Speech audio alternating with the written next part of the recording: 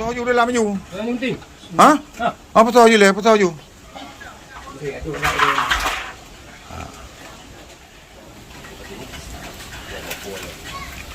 Ini tadi.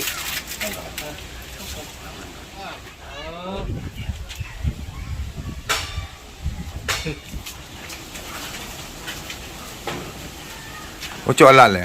Inilah proses pembuatan kuah belangong yang dimasak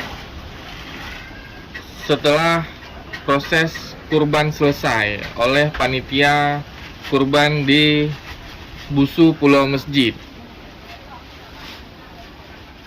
Kuah belangong ini akan disantap secara bersama-sama bersama dengan masyarakat Pulau Masjid dan akan dimakan saat makan siang telah tiba.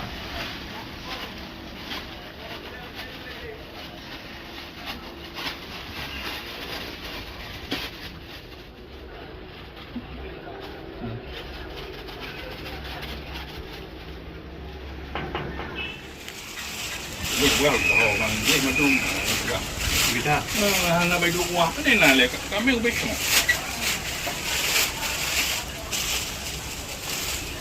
Oh, ya kita tahu dulu. Bukan, kami Oh, itu kau lah. kan tak boleh.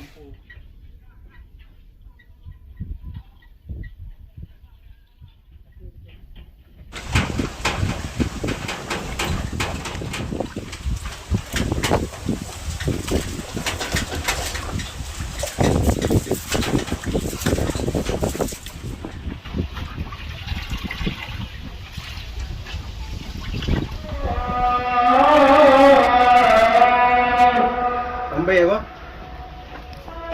Dah rumah gua orang lah ni pula. Tak boleh. Dah ada bu dah. Cuba boleh. Dia pernah nak dengar tu.